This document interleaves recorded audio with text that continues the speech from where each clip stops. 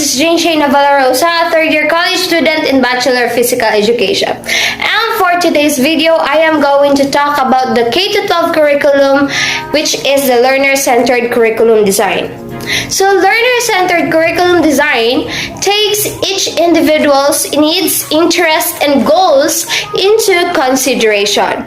In other words, it acknowledges that students are not uniform and adjusts to those students' needs.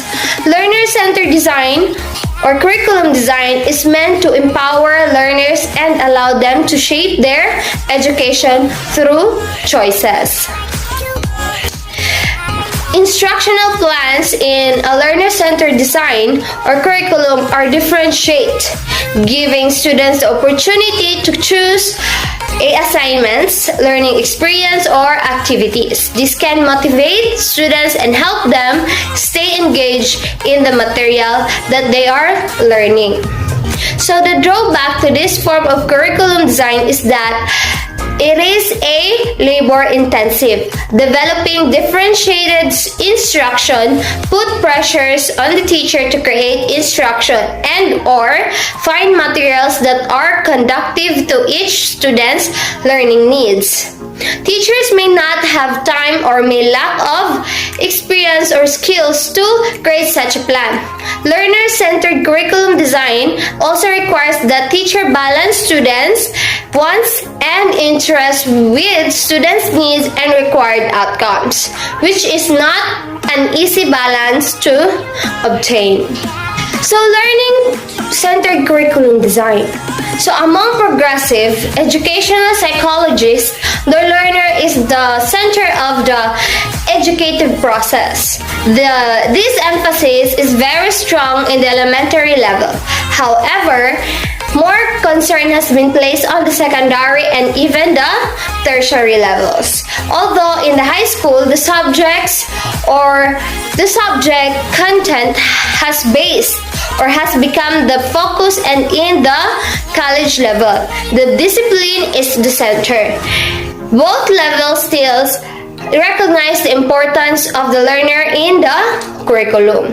So here are some examples of curriculum designs which are the learner-centered. So they are the child-centered design, the experience-centered design, and the humanistic-centered or humanistic curriculum design. So first is the child-centered design.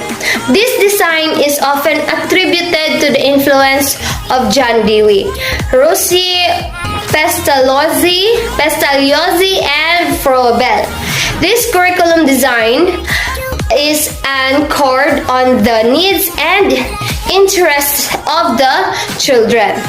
The learners not considered a passive individual but one who engages with his or her environment. One learns by doing, then learners actively create, construct meanings and understanding as viewed by the constructivist. In the child-centered design, learners interact with the teachers and the environment. Thus, there is a collaboration effort on both sides to plan lessons. So that is the child-centered design. Next is the experience-centered design. So this design is similar to the child-centered design, although the focus remains to be the child.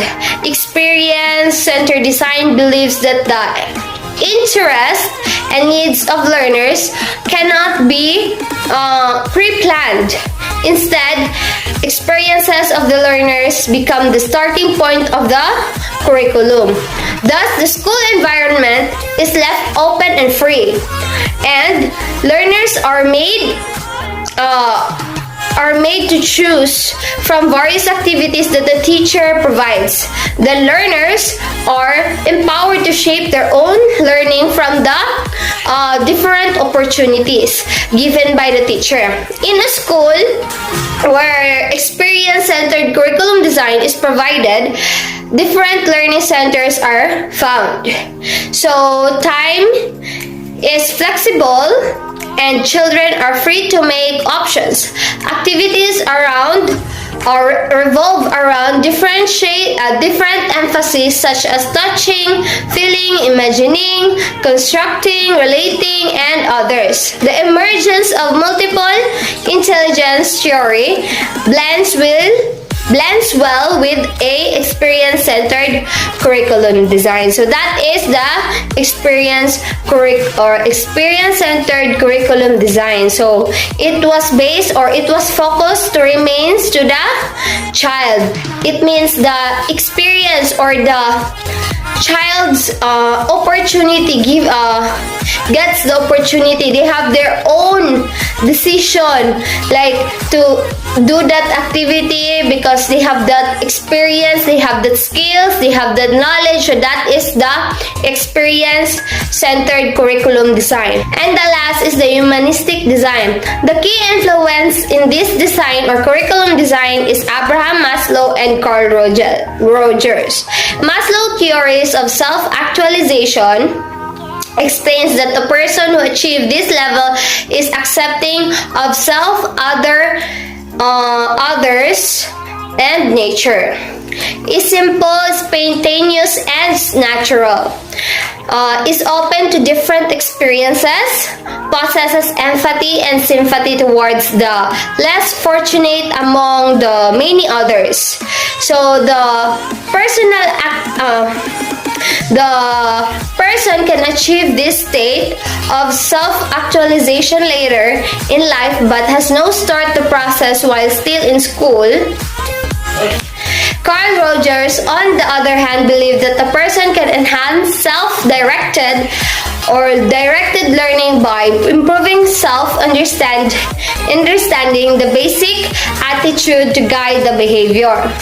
In a humanistic design or curriculum design, the development of self is the ultimate objectives of learning. It stresses the whole person and the integration of thinking, feeling, and doing, and consider the cognitive, affective, and psychomotor domains to be interconnected and must be addressed in the curriculum. It stresses the development of the positive self-concept and interpersonal skills. So that is the humanistic design.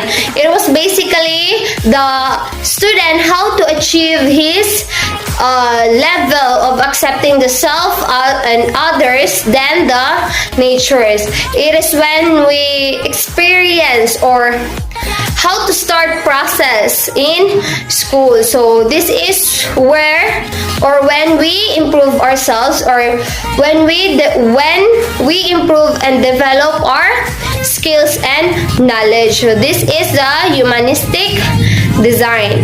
So that's all for today, and hope you understand and you were listening, because many more curriculum designs that are now in the K-12. So I choose learner-centered design because I think that learner-centered design is one of the curriculum design in K-12 curriculum. So that's all, and thank you.